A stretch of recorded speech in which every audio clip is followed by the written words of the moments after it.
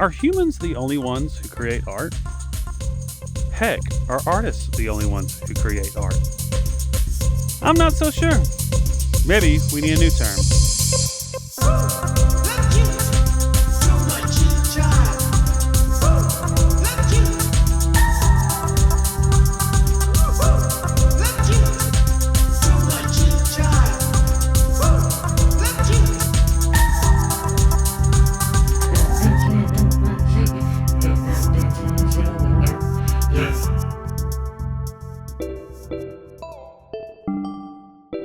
The word I would suggest is conduit or art conduit. So what is an art conduit? An art conduit is something or someone that is a vessel for art, but is not completely responsible for that art's creation. I'm not talking about the degree of skill that's involved in creating the art. And I'm also not talking about the effect that it has on people who appreciate the art. What I'm talking about is the degree of agency in that art's creation.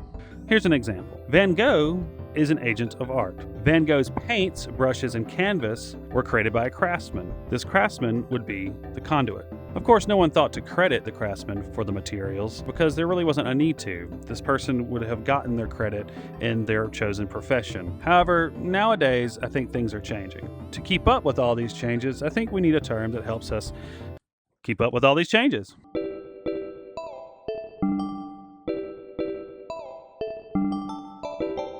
Even artists who are well known and regarded as really well known, well, that's redundant. Even some of the biggest and most well known artists sometimes give credit to something else when talking about their art. Maybe 3 times a week, I would wake up with words. I would just write them down. If I said, oh, that's interesting, I guess I could write something afterwards.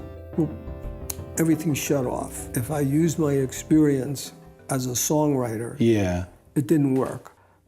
Well, it wasn't my idea anyway. Paul Simon gives credit to a higher power. He does not feel that he is in complete control of what comes out of him. That sounds like he has diarrhea. Okay.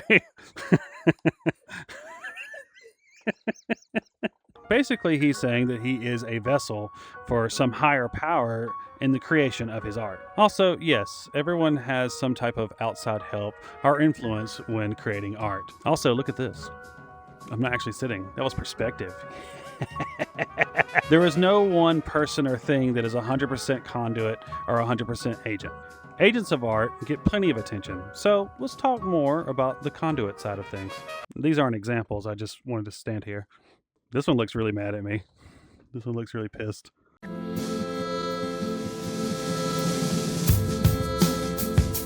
So there are these elephants that create art. A good question would be, are they completely in control of what they're doing? And are they aware that they are in fact creating art?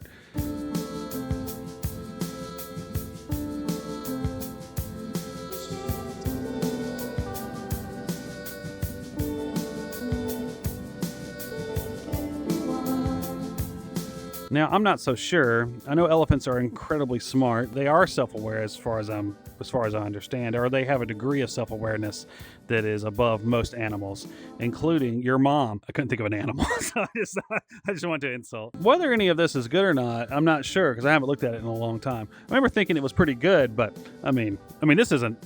Well, what I'm looking at right now is Lion's Den by Peter Paul Rubens. I hope you can't hear my chair squeaking.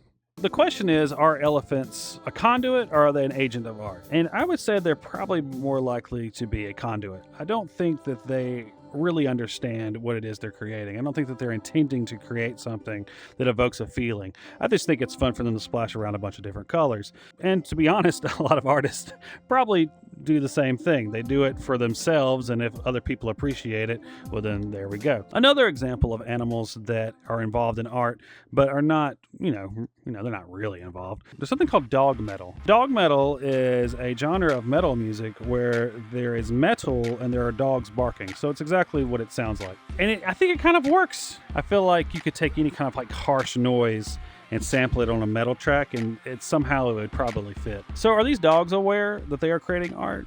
Probably not. They're most likely what I would consider to be a conduit. They are a vessel for the art, but they themselves are not aware.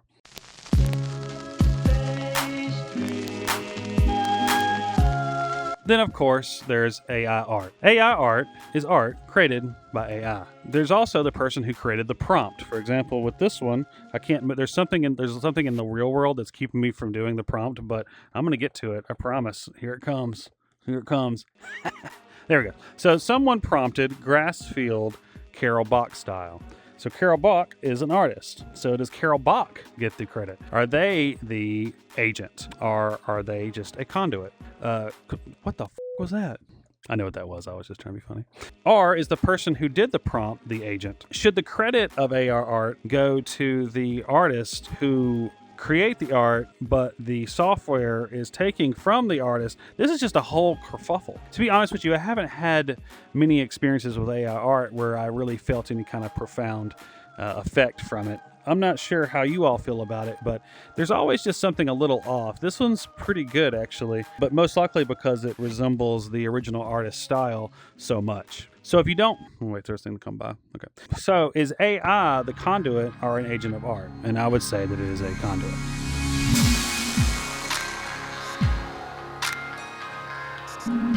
So collage art. In collage art, the artist takes from other artists and creates a different work. Andy Warhol is very famous for this. In this example, who would be the conduit and who would be the agent? Is the conduit the photographer who took a picture of Marilyn Monroe, or is Andy Warhol the conduit for basically taking what was already created and creating something new? And also, who would be the agent? So I think someone could make a really strong case that Andy Warhol is in fact the agent here and not the conduit, because he's taking someone else's work, but ultimately the output is his own. Someone could also argue that he is merely a conduit for the original photographer's work and artistic eye for capturing Marilyn Monroe in this way. So in the music world, this is also a question, because there are plenty of musicians who sample other musicians' work. For example, one of my favorite hip-hop songs is I Know by De La Soul. This song samples a great number of musicians, including Otis Redding and Steely Dan. Like with Andy Warhol, I think you could make a case that for hip-hop or electronic music that uses samples, that they are in fact the agents, because their output is ultimately what you are enjoying. However, I think you could also make a good case that they are in fact the conduit, because they are vessels for the original music. And I think this is just really according to how much the original music shines through. A good example of a song where I feel like the original sample should be given more credit is a song by Jamie Berry called Heart. Now, I say by Jamie Berry, but really it's by... I forgot what it is while I was recording, but I'm going to put it right here on the screen. And the singer... You see, this is a problem. I can't even remember the original. See, that's a problem. This is a problem, y'all. The beat is creating a new form for the song, but it's still the original song. And then there's also mashups. So with mashups, you're not talking about someone who is a traditional musician. They might be an electronic musician. Wow, I said that like really facetiously. They're one of them. Neither of the songs that they are mashing up are their song. In this way, I think that they are more like conduits. They are creating art, but they are vessels for the original songs. For example, I recently created a mashup of Fishbone and the Replacements. I had a lot of fun creating it, and it was fun seeing what else could be possible, but I don't feel like I have complete agency over the song that I mashed up together. I feel like I am more of a conduit. I am a vessel for these songs to create something new. And you will never hear the song. No, I'm just kidding. I'll release it at some point.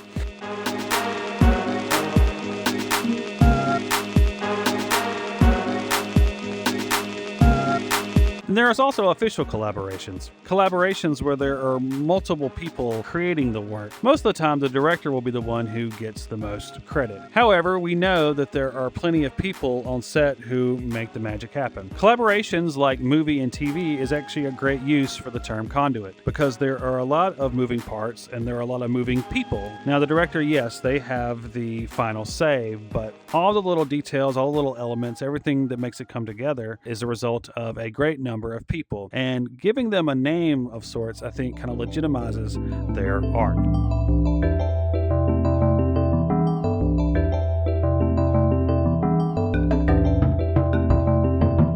So what do you think? Do you think this is a helpful term? To me, a term like this helps with appreciation for art that gives credit where credit is due, while recognizing all the elements that end up creating the art, whether it's because someone actually deserves more credit than they are actually given, or to be able to organize all the elements when we were talking about appreciating art. Let me know what you all think. Like, subscribe, comment, all that good stuff.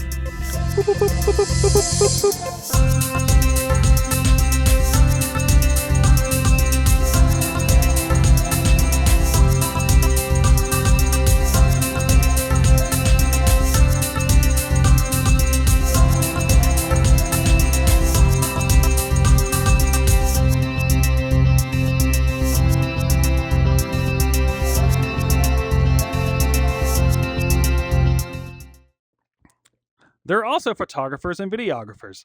People who work with models are regular people, the common folk. They are conduits for the photographer or videographer. They have no agency. They have a limited agency, as they always should feel. All models should feel like they have no agency, and that's where I stand.